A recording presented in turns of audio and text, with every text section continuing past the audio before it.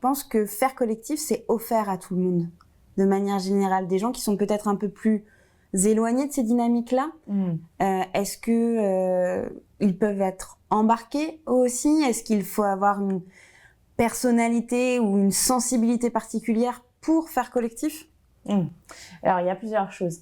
La première, déjà, c'est que on signe tous dans cette charte pour ce monde plus juste, plus durable, et les objectifs de développement durable et les accords de Paris. Bon, ça va être compliqué parce qu'on ne va pas atteindre à 35, mais en tout cas, on a quand même cette vision collective. Par contre, sur la méthode, il faut quand même être conscient qu'au sein du collectif des Pépites Vertes, il y a des personnes qui vont être un endroit de l'activisme et de l'engagement environnemental plus radical, et d'autres qui vont être dans la RSE de grands groupes hôteliers. Donc, on a quand même une largeur qui fait que on doit, en tant que membrane, s'assurer que de la RSE groupe hôtelier à la personne qui est plutôt là pour faire des manifs et qui en a fait son travail ou qui est devenue activiste, il va y avoir un débat.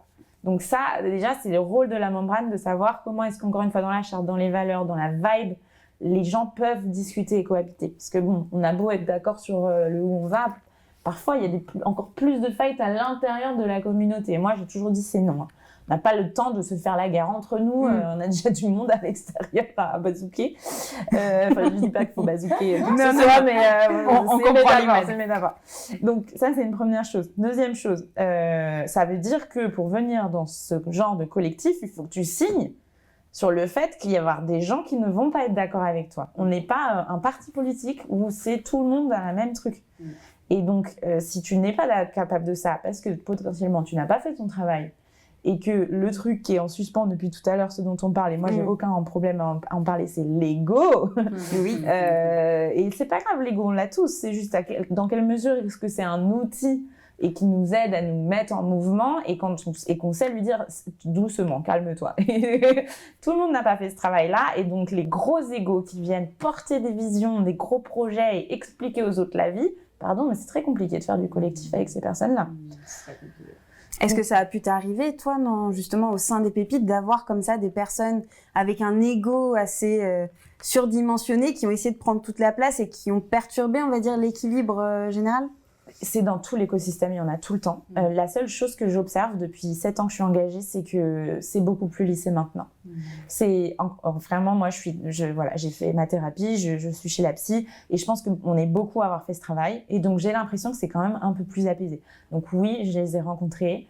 J'étais à ce moment-là pas du tout capable de recevoir les critiques. Donc, ça a été très, très violent pour moi.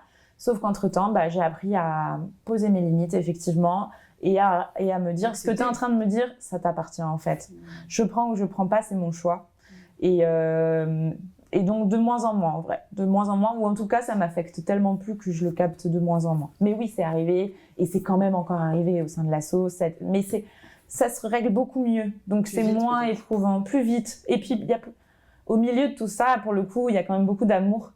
Et donc à la fin des fins, voilà, ça prend le dessus.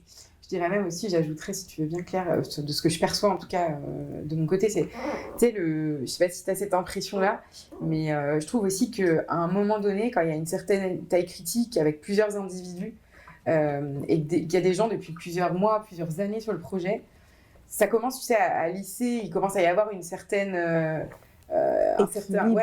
homogénéité. Une homogénéité dans un peu dans les prises de pouvoir, les prises de parole, les prises de décision.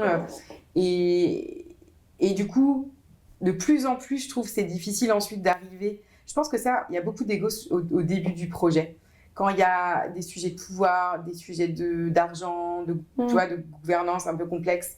Et je crois aussi que plus tu avances dans le projet, et plus les gens qui rejoignent, pour cause, par exemple, ça fait 7 ans, les gens voient bien le mood, tu vois, la vibe, tu parlais de vibe.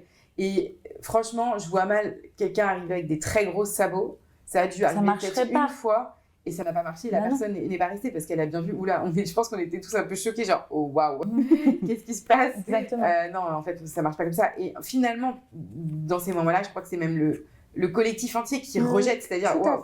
Et la personne, finalement, c'est cette personne qui a un ego surdimensionné qui ne se sent pas à l'aise à la fin. Parce que la personne voit qu'elle rentre pas dans le moule, qu'elle rentre pas dans la vibe du projet collectif, quel qu'il soit, en asso, en entreprise, en coopérative. C'est ça, peu importe. Pareil. Et après, j'avais une autre idée sur est-ce que tout le monde peut faire collectif.